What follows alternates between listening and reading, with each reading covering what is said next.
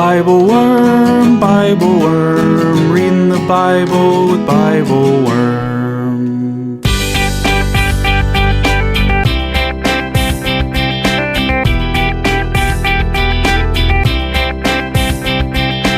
Welcome to Bible Worm, getting to the core of the biblical text. I'm Dr. Amy Robertson, Director of Lifelong Learning and Music at Congregation Or Hadash in Sandy Springs, Georgia. And I'm Dr. Robert Williamson, Professor of Religious Studies at Hendrix College and Theologian in Residence of Canvas Community in Little Rock, Arkansas. We're here every week to discuss the biblical text, both as biblical scholars and as people of faith, one Jewish and one Christian. This week we have our Easter text, Luke chapter 24, verses 1 through 12, where we are struck above all with the stillness, the slowness of time and discovery in this text. The followers of Jesus could barely respond to his death before it was Shabbat, that great pause. And when the three women arise before dawn the next day to hurry back to do the only thing they know to do, they are met with a quiet, empty tomb and told, "Look to your past to remember what is happening now." We wonder, how can we open our hearts and our imaginations more widely this year to hold what truths might be possible? What if we take seriously the idea that we already know what we need to know and search differently? Thanks for being with us.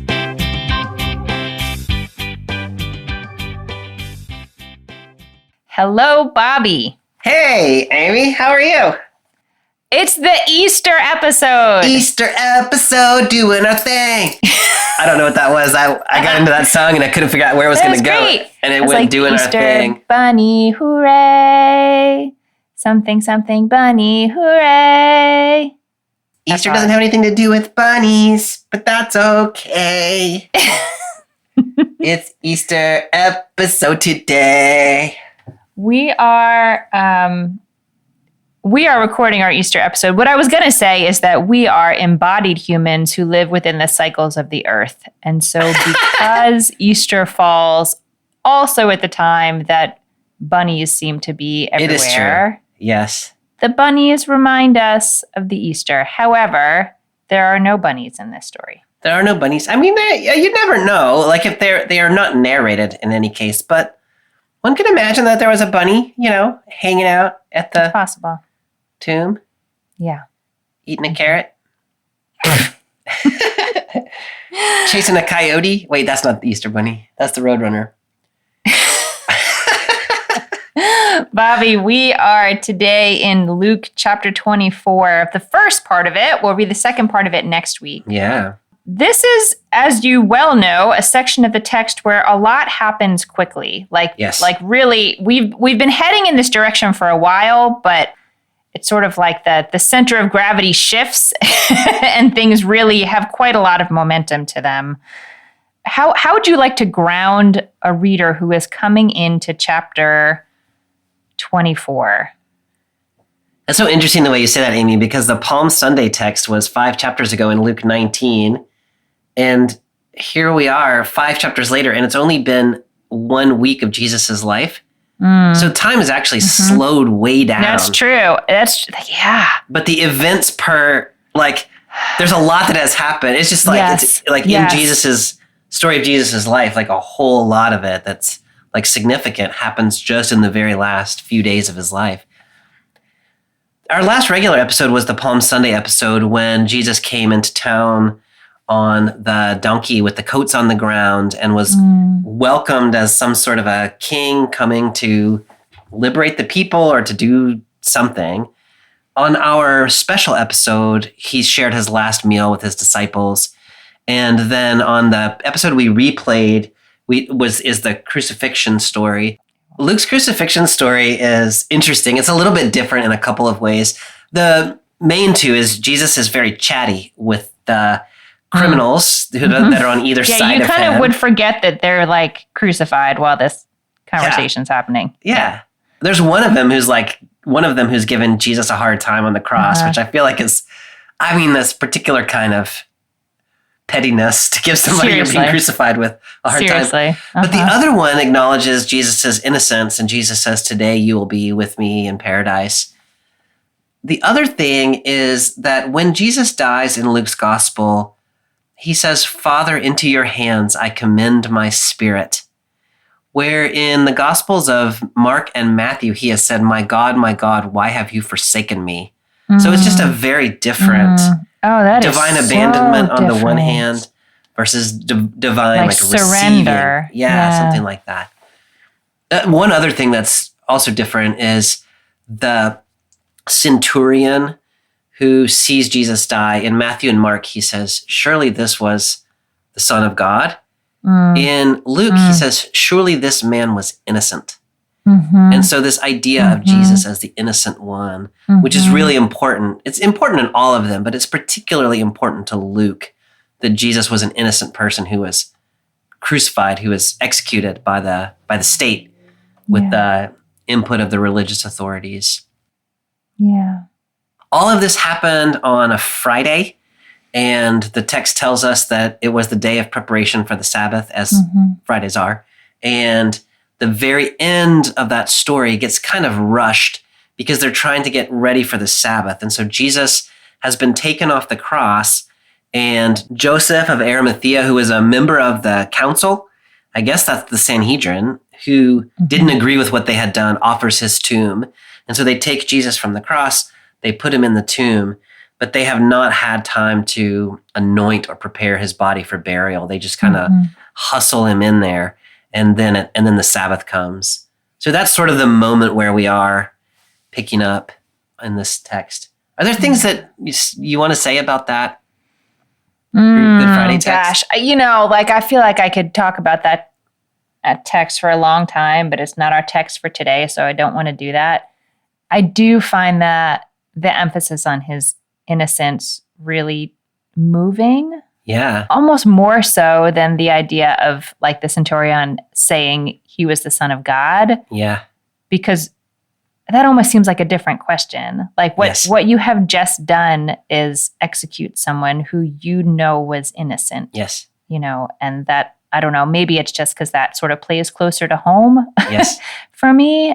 But yeah, I found the whole story really very moving. And then in particular, the end of it that's going to lead us into chapter 24, having the Sabbath there. Yeah. I just can only imagine the sort of like magnitude of feeling that they had and the urgency, at least that I feel, to like do something with my feelings. I want to have an action to do. I want, what is the next thing to do? And the next thing to do is pause. Yes.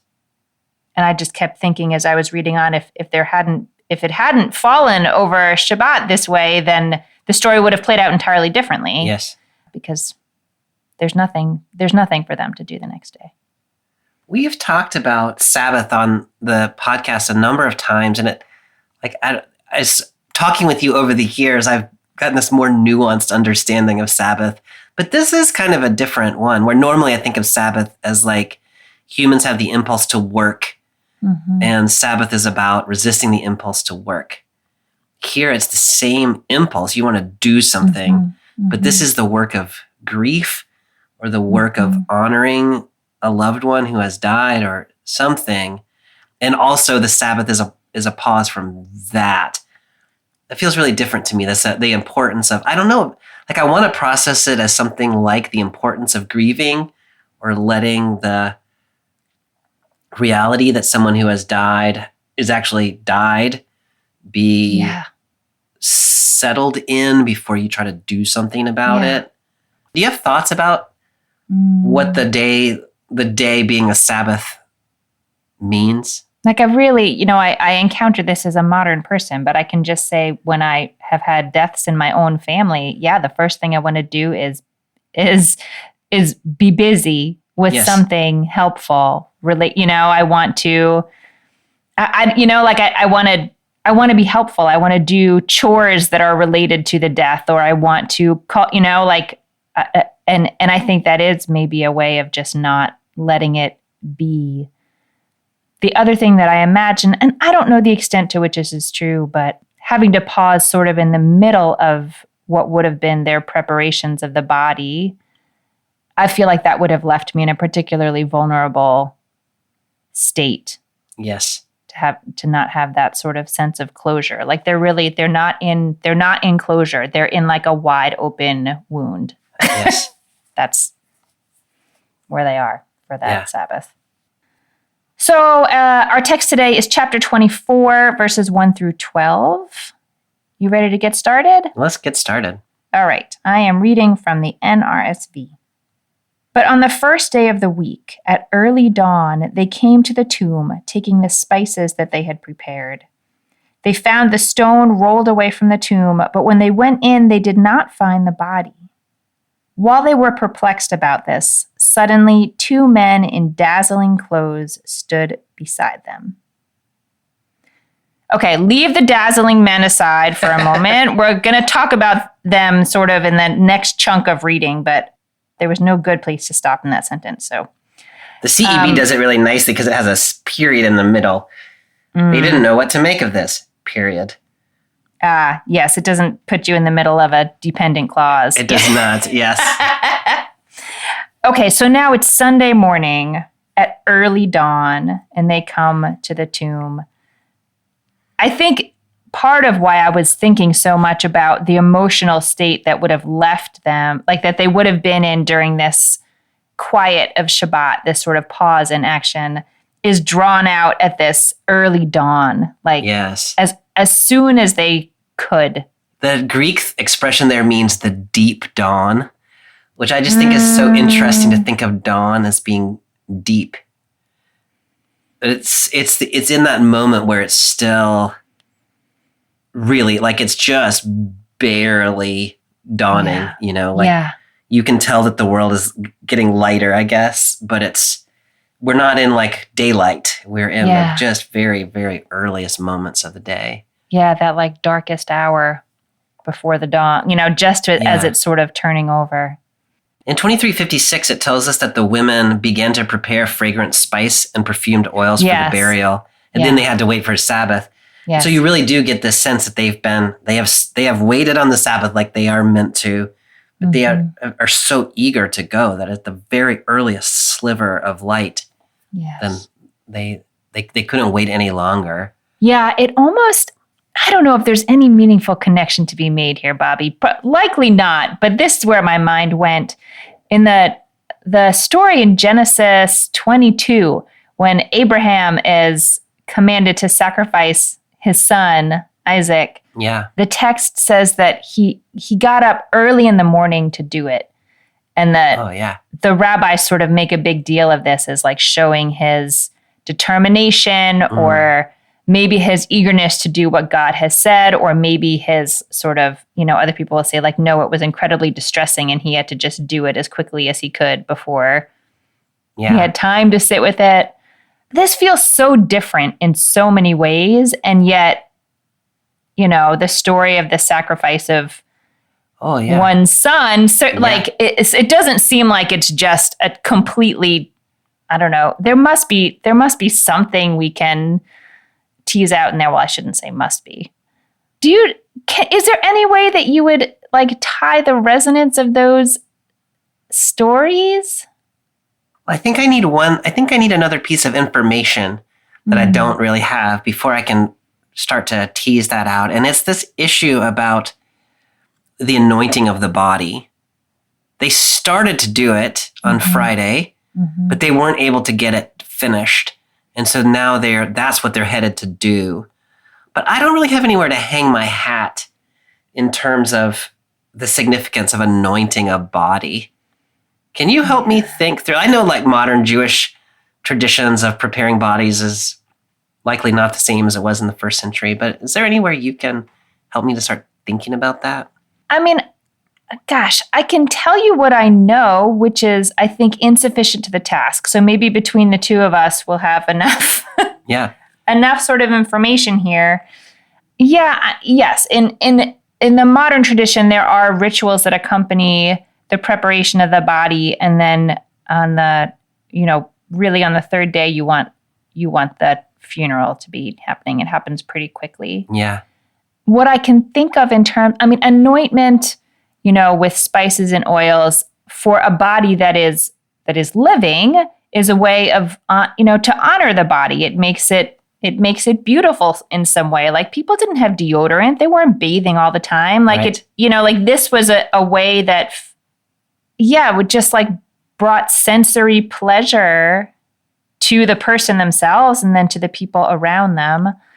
I would imagine that at the time of death, it would sort of all the more have that connotation because, I don't know, there's a special way of honoring someone who can't repay the favor is sort of the way we think about it in the Jewish community. Like you're honoring them, you're honoring the service that their body has given in the world. There's recognition that like dead bodies don't smell awesome. And so it's, I don't know, just a way to sort of add some beauty to this difficult moment. One of the things you draw our attention to from time to time is what has happened to Jesus's body in the last couple of chapters. And I think it's easy to sort of spiritualize, in a sense, the events of the crucifixion. But you have drawn my attention to, like his body has not been treated with any tenderness or care or respect in this sort of intense moment. And so, there is the burial aspect here of the women and the proper tending of a body. And like, these are the things that one does for one's friends and family. But there's also the sense in which Jesus's body hasn't been able to be cared for and just treated tenderly. And you could feel this kind of like desire to want to tend to one's beloved person in that kind of a way. I love that. The reason that I was asking about that in the context of your question about Abraham is I'm struggling with the issue of obedience, which is the issue in Abraham's case, I think. Like, wants to demonstrate his obedience to God, and so he gets up first thing in the morning. Or maybe it's about his anxiety. I think you can also read Genesis 22 that way. Like, he can't sleep. So. Right. And so he gets up. And so this text is not about obedience, as near as I can tell, because they haven't been commanded to do this, I don't think. But there is a sense of, I was going to say obligation, but I don't think that's it exactly either.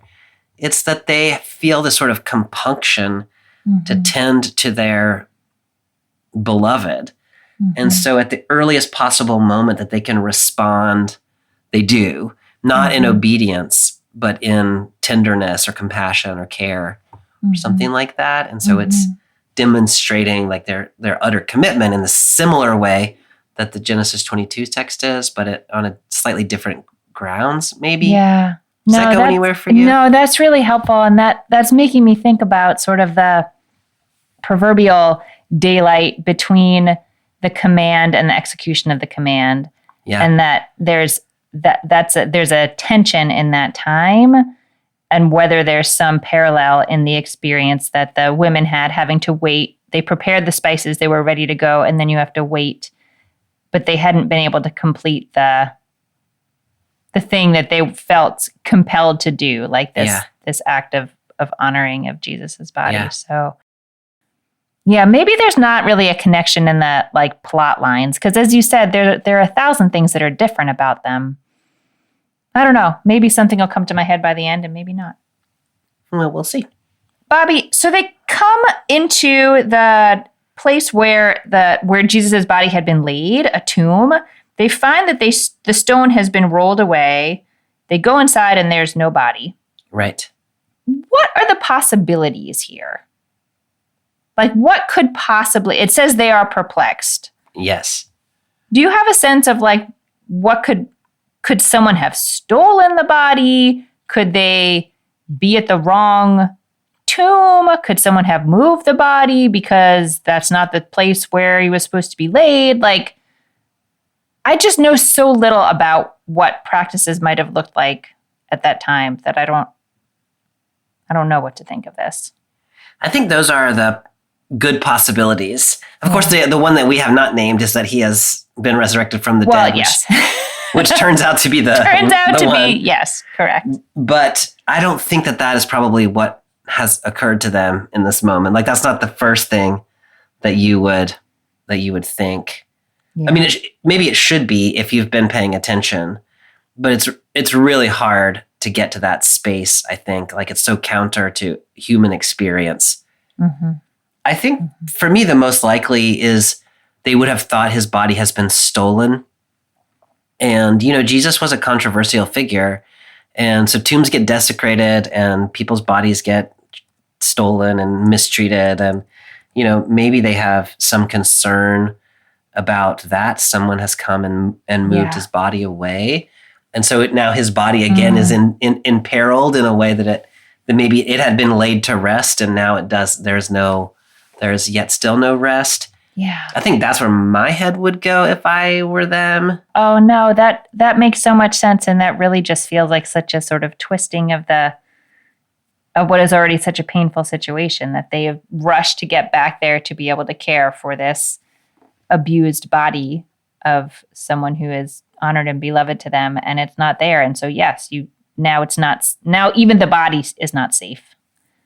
You also get the sense in this text that when they go into the tomb is empty for a moment, at least, before these two gleaming guys show up. In Mark's gospel, it seems like when they walk into the tomb, there's a dude in there who's like, he's not here, y'all. But here, there is this moment of like absence. It doesn't seem to last very long, but there is a moment of just like, there's nothing there that they have to deal with. That's right. I forgot there was already someone in there in that other version. Yeah. Hi, I'm Reverend Joanna Heriter, pastor of Peace Mennonite Church in Lawrence, Kansas. Last year was my first year preaching through the narrative lectionary, and Bible Worm quickly became my first and usually most significant Bible study tool each week. I love the lighthearted yet in-depth textual analysis and the attention to issues of social justice. Sometimes I just want to take Amy and Bobby's closing thoughts and offer that as my sermon. But I don't, I promise.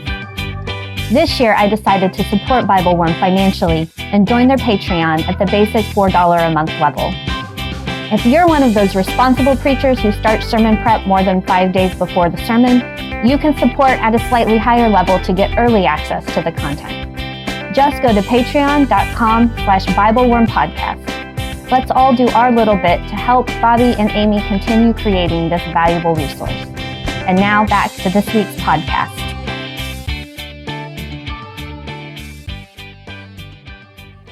Should we move on and see who these dazzling folks are? Let's do that.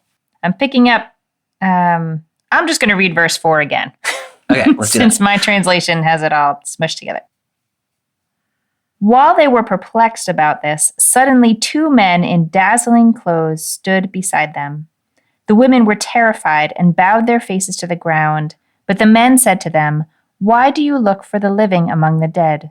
He is not here, but has risen. Remember how he told you while he was still in Galilee that the Son of Man must be handed over to sinners and be crucified, and on the 3rd day rise again." Then they remembered his words, and returning from the tomb, they told all this to the 11 and to all the rest. If anyone's doing any kind of I don't know if this is something that's ever turned into a play in the Christian world. Yeah, sure. But if it is, I sincerely hope that the dazzling clothes are dazzling. Yeah. I'm really picturing a sequin situation. Oh, you're not just picturing these as a Tide commercial dazzling. You're picturing them as bedazzled. What? Bedazzled. Yes, bedazzled. They're bedazzled. No, it certainly pulled my mind back to the Tide commercial, but in terms of costuming for children, yeah, bedazzled. Yeah. Bedazzled.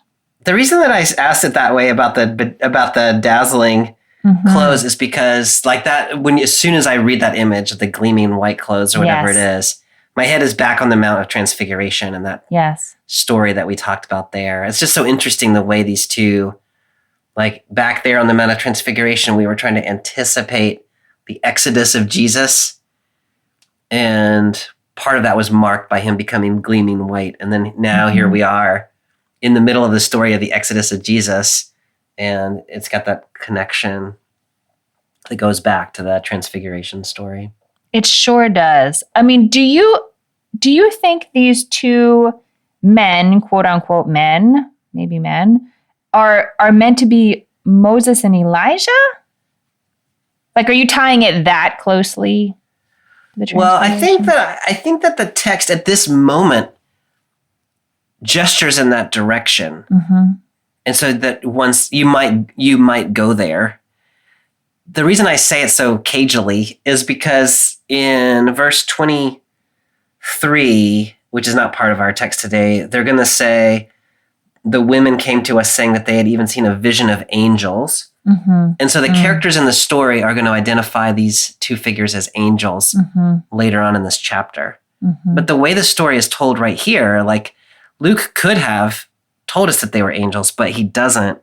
He describes them as two men. And so I think that that's a totally legitimate connection that a reader making our way through the story would think two men in dazzling white. We've seen this before. Mm-hmm. I don't quite know, like if you were to make that connection, where would that lead you? It led me to a strange place, and here's where it led me.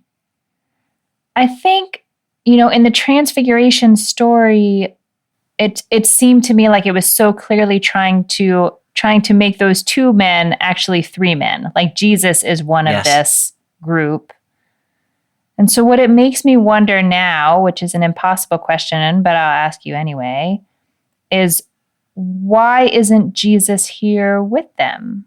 I know you can't actually answer that question, but do you have any feeling or thought about it? I guess maybe where my head goes first is that Jesus has now in some ways like transcended those two. Like he has become sort of more significant than Moses and Elijah in the New Testament telling. He is more than just an angel. And so he has like this phenomenon of his resurrection is like yet still another step beyond what we can say about Moses and Elijah or what we can say about angels. There's also the element of faith here just from a narrative point of view. Like if Jesus is just standing here, then the story, like, that's true. The Gospels all deal with this slightly differently. And so there is an appearance of Jesus in Matthew's Gospel slightly later, like when the women leave, there's Jesus. In John's Gospel, he's like hanging out in the garden talking to Mary. So we do get resurrection appearances of Jesus. But in Luke's Gospel, we're not going to get it this week. We're going to get it, spoiler alert, next week. But it sort of leaves a sense of mystery about, is Jesus really resurrected or is he not? And how is he going to encounter us? Which in my mind is kind of the way Christians live a lot of our life, is wondering, like we've got some evidence, but not direct evidence. That's really helpful. And it's sort of like, it's sort of like, you were talking before about how like so much has happened and yet it's like time slows down. Yeah. And this is sort of like pressing us to stay in that slowed time. It's not going to take us all the way to the end right away. Yeah. You're almost sort of not still in the pause of Shabbat, but it's going to unfold more slowly than that. So they say, why do you look for the living among the dead? He is not here, but has risen. What strikes me somewhat is that right after that, at least in my translation, they say, remember how he told you? Yeah. And then, goes through this thing that he told you while he was still in Galilee. Yeah. And then the text says, then they remembered. Yeah. So I don't know, it's just making me think like throughout every time we read the Gospels and I say like, how could anyone possibly wrap their head around this? And if they can't understand him, then what's the point of telling them? Yeah. And this is the point. And even with the fact that they were told back in Galilee, they still need these dazzling figures to point their mind back at that thing. I think that's really important, Amy. That, Jesus told them for the first time back in chapter 9, verse 43 to 45. But he's predicted this 3 times. And each time the disciple, and we even just a couple of weeks ago when we were reading, I think it was 2, who knows anymore, but it was Luke 18 where Jesus told him what was about to happen. And then it says, the 12 understood none of these words. The meaning was hidden from them. Yeah. And so it's so interesting as you're saying that there's been these like little like, here it is, here it is, here it is. They have not understood, they have not seen, they have not been able to process, but it was there. And then now they can piece it together. I love that the invitation here is remember what he said to you. In Mark's gospel, it's, look, he's not here, go to Galilee and he'll meet you there. So it's this like, okay, here's new information, now do something with it. In this gospel, it's, here's new information, now look to your past. And you already have the tools. You already know what you need to know. You didn't know that you knew it. I just think that there's something about that that's really rich to me. It is so rich. I mean, that's making me think of like the story of Lazarus in some way, where it's like all this stuff is in the Torah, and if your brothers haven't understood it then yeah, you know, and I don't know, that I feel like there are other places that we've encountered this idea that like these teachings have been, this is not new information, people, but for some reason it has not been received or internalized, or there's been some sort of block to that. Yeah. The word for remember here is related to anamnesis, which is like remembering in a purposeful way, not just like memorizing some facts or like, can you reproduce this knowledge? But like, can you like think deeply through this part of your past? It's related to the Hebrew like zikron or zachar. And I don't know, I don't quite know where to go with that. You might have some thoughts about it, but this idea of like deep memory, not just like, oh yeah, don't you remember? But like, no, like remember, like put it together in a new way. Like there's a deep reflection that's being asked for here, I think. You know, I think this connects to what you're saying. I think I've mentioned sort of as we've been coming along that there were a couple of places in this story that my mind kept going back to, like the plagues and the whole drama of the Exodus from Egypt. But in particular, people often ask, I think rightfully, Jews ask when reading the story of the plagues, wasn't there another way God could have done this that wasn't so violent? Or, you know, there are parts like halfway through the plagues that switches over from saying that Pharaoh hardened his heart to God hardened Pharaoh's heart. That's very distressing. Yes. And one of the things we keep sort of coming back to, I keep coming back to in my learning, is that sometimes you do need that strong of a memory in order to last generations and generations and generations. Like it's like a soul imprint kind of memory. And so the idea here that like, it's sort of like the soul imprint of the memory is happening now, like because of the magnitude of this event, the crucifixion, and now the apparent at this point in the story, resurrection. But it is calling upon people still to look backwards before they can move forwards. And I love the idea that our present is rooted in our past. Yeah. Even if we didn't understand it in the past. Yeah. You know. Amy, does it bug you that what they say is, why do you look for the living among the dead? I shouldn't have asked. That was a little bit of a loaded question. It feels a little judgy to me somehow. Maybe it's not meant to be judgy. I don't know. How do you read that?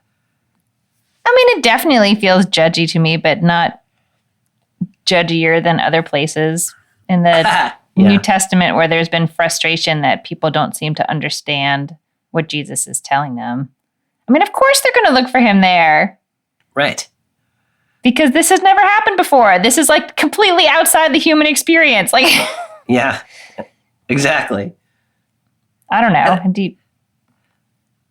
No, I mean, like I hear the judginess of it. Like, Jesus is not dead. He's alive. So why are you here? But at the same time, like, the reason that they discover that Jesus is alive is because they were trying to attend to the dead. Mm-hmm. Like, had they not done it, they would have been wherever the male disciples are right now, and they wouldn't know. And so there is something really kind of deeply important about attending to the dead, even though it turns out that attending to the dead wasn't actually going to be the point. Right, but I think if I'm picking up what you're laying down, that if they had just been hanging out wherever the men were, it's not that they would have been doing that because they would have been like, oh, thank God Jesus has been resurrected. Right. They would have thought Jesus was dead in his tomb. Or maybe they're waiting for Jesus to just pop up somewhere, like, hey, guys. And so maybe part of what's happening here is they're doing the work. They're attending to the body. They are paying attention to the past. And out of that emerges this sort of new knowledge about life. But if they had not attended to the past or to the dead in those ways, that new awareness of life, I don't know if maybe it would have come, but it would have come belatedly and differently. Yeah. So I'm glad they were attending to the dead, even though it turned out that they didn't need to be doing that. Like that's right. Jesus didn't need them to be doing that, but maybe they needed to be doing that. Right. I mean, I think that fits the way that I'm processing that is I've been thinking a lot about the question lately of whether the Hebrew Bible and or the New Testament asks us to do things that humans cannot do.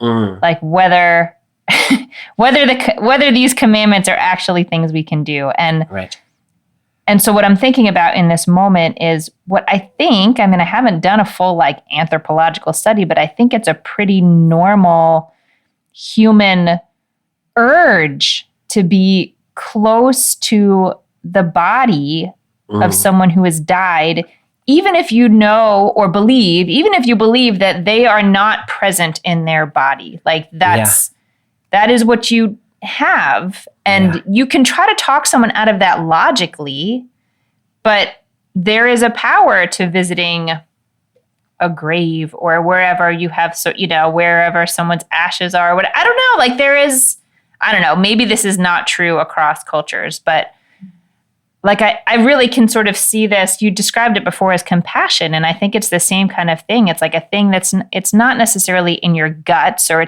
you're not thinking about it like I am commanded to honor the dead. Like, okay, maybe like, yes, but it just feels like they are doing what they need to do in this moment, and maybe if they were angels, they wouldn't need to do it, but they're humans. And it does turn out for the good because it gives them the next thing that they need. I like that a lot, Amy. And I think maybe this is one of the reasons why I like Luke's version of this story is, the like, he's not here. Mark's version, he's not here, go to Galilee. Yeah. Is asking like an immediate, hopeful move. Yes. And I kind of wonder in the way that you're wondering if humans can actually do that. Whereas this, we're lingering over the evidence that's in front of us. And the evidence that's in front of us is not the end of the story. Like there is more to it than we can initially see. Yeah. But if we don't attend to it, if we don't remember what has been said to us in the past, if we don't go to the tomb to honor the dead, then there's no way to get to the knowledge that moves us beyond that. And so there's this moment of just the humanness of it, but reflecting on the humanness with a different spirit maybe than we naturally have. Yeah. No, I think that's really well said. So they get this information, they remember his words, and then it doesn't say they rush out, but I've sort of imported that word. Yeah. Once they remember his words and I guess start to put this together, it is the obvious thing to do to them is to go and tell Yeah. The 11 disciples and all the rest. I'm not sure Yes. who all the rest is, but whoever.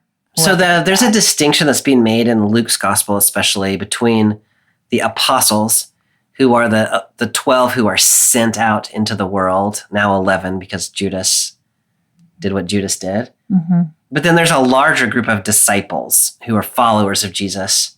And so it's like the 11 are the core group into whom the future mission is going to be invested. And then there's the others who are the supporting cast, I guess. Okay, but they all are getting the same information at the same time. That's right. Like. The other thing that I love about this moment, I mean, it kind of goes without saying, but I think it's worth saying, is that there's a period of time in which the good news of the gospel of Jesus Christ is held by these women and by no one else. Mm-hmm. And that it is the proclamation of these women that informs all of the male disciples and everyone else of the resurrection. And so we had a period at the beginning of this gospel where everybody who knew Jesus was coming into the world was Mary and Elizabeth. And now we have this moment at the end of the gospel where the people who know Jesus has been resurrected are these women from the tomb. And so the role of women is it's important in all the gospels. In Luke's gospel, it is amplified, yet still even a little bit more, maybe. Yeah, it sure is. All right. Are you ready to see what happens next, Bobby? It's not going to be great. Okay, I'm picking up in verse 10. Now it was Mary Magdalene, Joanna, Mary the mother of James, and the other women with them who told this to the disciples. But these words seemed to them an idle tale, and they did not believe them. But Peter got up and ran to the tomb, stooping and looking in. He saw the linen cloths by themselves. Then he went home, amazed at what had happened. So interesting, the CEB translates that last line as wondering what had happened, which gives you a very different sense. That is a very different sense. The Greek there is thaumazo, which means like it does mean wonder, but it's sort of to be in wonder or to be astonished. Yeah. Maybe not quite in the way that like he was wondering what had happened sounds like a cognitive activity to me. Yes. Like, what has happened? Yeah. And thaumazo seems a little more like, wow. Yeah. What happened? You know. Right. And it could even be a state of, I don't understand this. Right. But just sort of the recognition that something tremendous has happened. Yes. Could put you in a state of wonder. Yeah. Bobby, why don't they believe the women? I mean, I feel like there's a couple of responses to that. My quick response is this has always been the way that women have been treated by the men in their lives, which is a little, I don't know, that's probably a little snippy, but I mean, it's not true. I know. So I think that's part of it, is that the male disciples are like, who are you to tell us what is happening? Or the sort of like the trope of the like gossipy women. The word that's used there in Greek is related to the word delirious. And for idle tale? Yeah, they're talking in deliriously. And so maybe they think they just are, soft-witted women who have become overwhelmed by grief or whatever. And so they receive it as like just like crazy talk. I also think it has also been true in this gospel that the truth of the story has always been coming through unexpected channels or like culturally non-standard channels. So Mary and Elizabeth and the shepherds and fishermen, and like this idea that the establishment doesn't really believe the stories that are coming from marginal figures has been pretty consistent. And here it turns out the disciples themselves aren't actually immune to that same response. What do you make of them not receiving the words of the women? I mean, that was my sort of first thought, was similar to yours. And it also is an impossible thing that they're reporting. It's true. It is true. It is. I'm remembering earlier in the text when it said these, dazzling men have to remind them what they had been told. Like even when they're standing there looking at the space with the body not there, they don't remember. Like it just does not compute. Yes. And so again, in my tradition of having empathy for the wrong people, I can imagine that not being in that space and not seeing it with your own eyes, the easiest thing for your mind to do is say, no, that didn't happen. Right.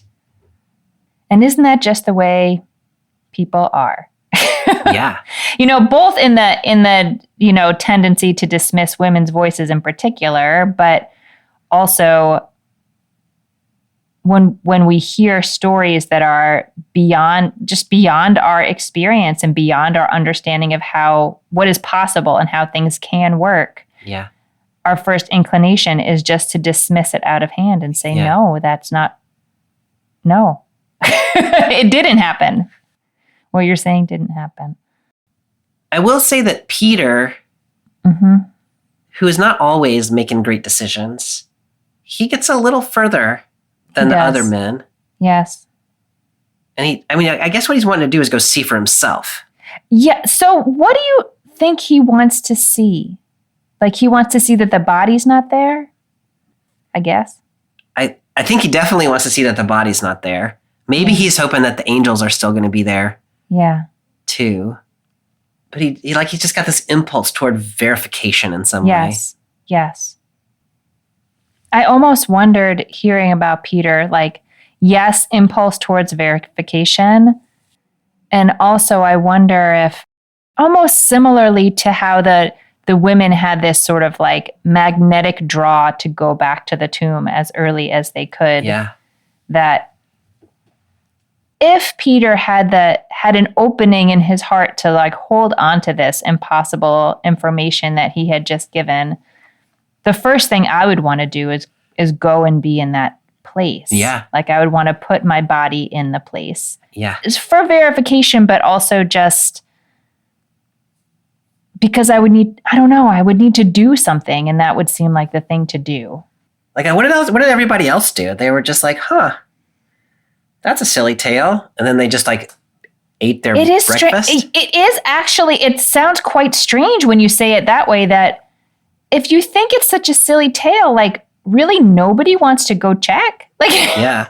You're just so sure that this is not true. Yeah. Even after being reminded of things that Jesus had said that didn't make sense at the time, but now that you think about it, Yeah. they were really quite confident in their experiences in the world and what it meant about the possibility. And again, isn't that just the human way? We are pretty confident about what is and is not possible. Do you read, so this combination of the women's words struck the apostles as nonsense, but Peter went to the tomb. Do you read that as Peter thought it was nonsense, but he went anyway? Or do you read that as the apostles thought it was nonsense, but Peter thought enough of it to go to the tomb anyway? Do you have a way of reading that? I think my way of understanding it is sort of somewhere in between. He didn't dismiss it out of hand, but he also didn't fully just believe and receive their own witness as what it was compelling enough that he wanted to go see for himself. Yeah. So I guess I see it as sort of an in-between. I think that's the way I see it too. It sounds like nonsense to him, but it sounds like it has enough of a ring of truth, or he trusts, he's known them for a long time. Yeah. So he trusts them enough that it stirs something in him. Yeah. To want to press further. Yeah. It's so interesting because the angels pointed the women back. You already know this. You already know it. You've seen it. And that's not Peter's impulse to go back and like reflect deeply on the things he has been told and come to a real new recognition. It's to go see for himself. But like, I get it. Yeah. And I like Peter here. Like, I wish Peter would just like, yes, I believe you. But that would not have been me, you know? And so like, I'm grateful to Peter that he believes it enough. Mm-hmm. Like, even if he thinks it's nonsense, he's still going to go and like take the next step. That seems important. I just feel so, I don't know. Again, like, this is just how humans are, I guess. But I totally relate to Peter here. And also, I have this question of, like, is what he could possibly see really going to answer the question that he wants answered? Yeah. But again, like, we just take the next step, like, go and see what you can see and see what it will tell you. But like, is the absence of a body, so he sees that the linen is there, but not the body. Yes. Does that prove anything? You know, like, there are other scenarios in which that could have happened. Yeah. So again, that sort of, it sort of is like, there is a faith element even within what Peter is able to That's right. ascertain from it. That's right. He doesn't have proof that it didn't happen. Right. Exactly.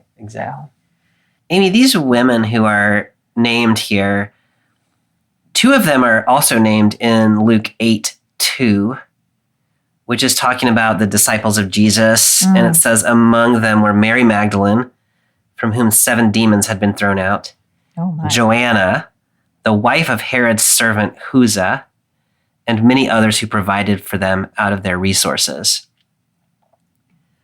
So, I mean, the story of Mary Magdalene and the story of Susanna are very different as it's given there in Luke 8, that Mary having been healed by Jesus.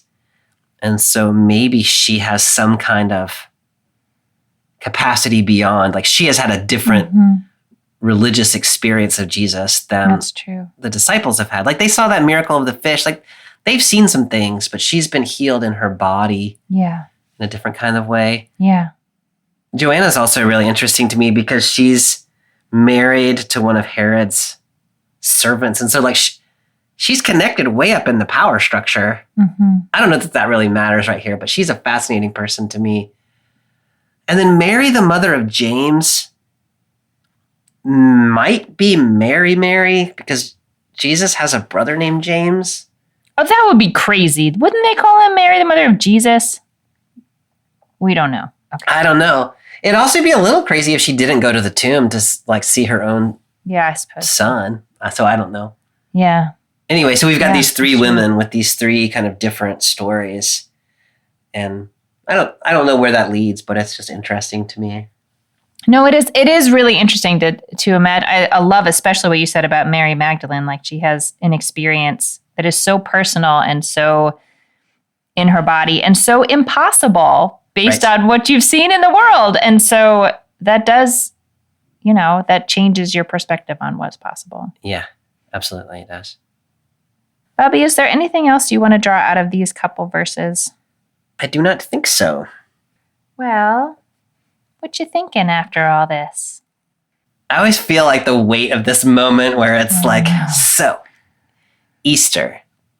What's that all about? And then you got, especially you coming from a Jewish tradition, having to interpret Easter in 3 minutes.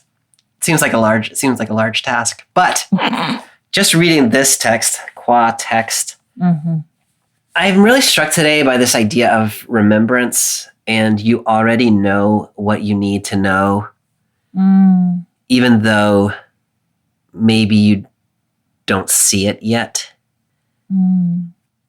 And that this idea that when you go to the tomb to look at the dead, maybe the story is really a story about resurrection, but you don't necessarily know that that's the story that you're in at the moment that you're in it. The reason that I think that's resonating for me is because I'm at a moment this Easter where I don't really know, like, the world seems very chaotic to me and uncertain to me, and the future seems very tentative to me. And so I think I'm in a period of like disorientation and wondering like what on earth happens next.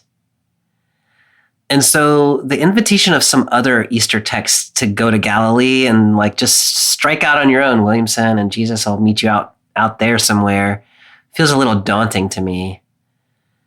Remember your story, go back to your traditions, participate in your rituals, and you will discover that it has already been given to you. That seems more possible to me right now. And so I think that's where I am with this Easter text is the world is not the way that it seems. There's more going on that has to do with life emerging, even winning victory over death. But you might not be able to see that right now. So go back, read the scripture, be in your tradition, worship, do your rituals, and it'll come together for you. That seems really hopeful. That seems very tangible. Like I can do that, even if I'm not ready to go to Galilee just yet. Yeah. I feel like I can do that. I love that, Bobby. You already know what you need to know. But it sure seems like we don't. It seems like we don't. Yeah. Yeah. What about you, Amy? What are you seeing in this text today? I think what I'm left with really sort of is of a piece with what you're saying. The feeling I have reading this text, the best word I can come up with is quietude. Is like something enormous has happened, and it feels like there should, like, you want to do something. You want to go out and do something. It seems like there should be something to do about this, with this.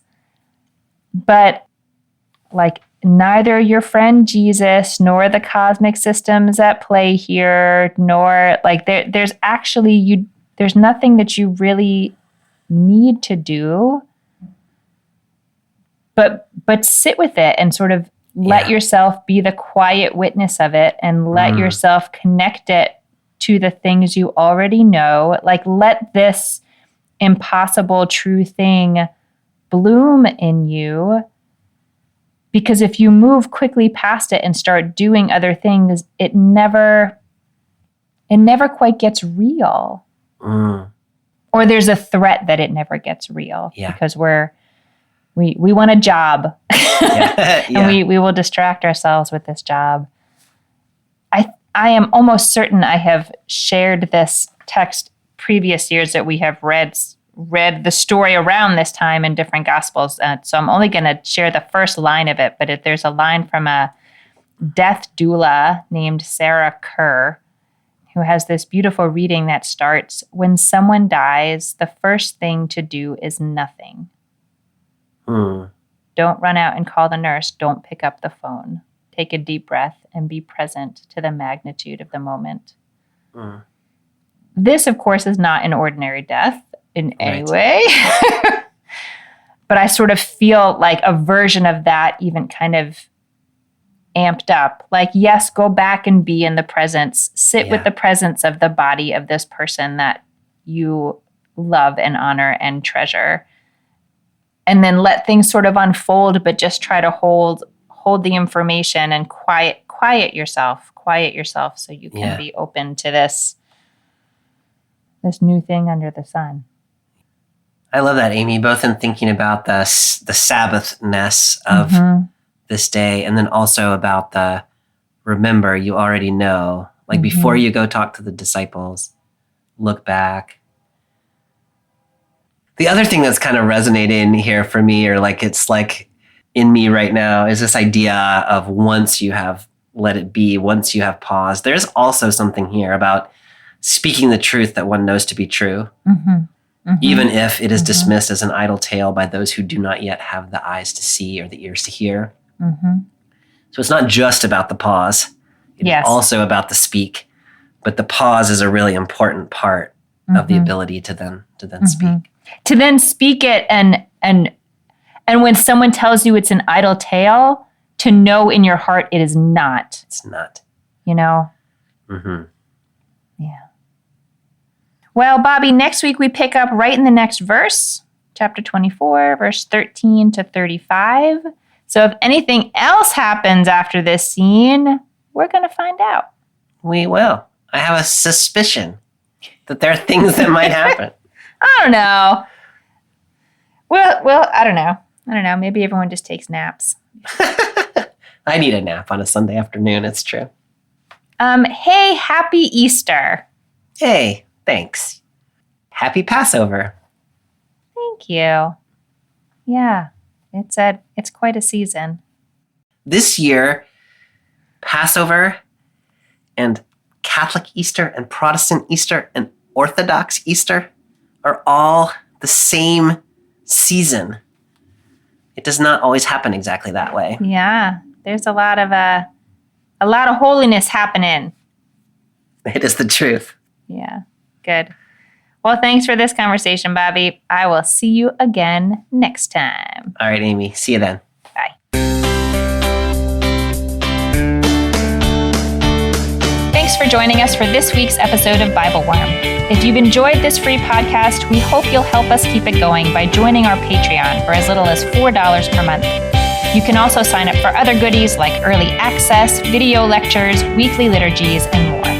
Visit patreon.com/BibleWormPodcast for details. Bible Worm is produced and edited by Bobby Williamson. Our theme song is sung by Colin Bagby, and our theme music is The World at Large by Dano Songs. Many thanks to all of our Patreon supporters for helping make this podcast possible. Join us again next time as we pick up with the very next verse, Luke chapter 4, verses 13 to 35. Until then, keep on digging.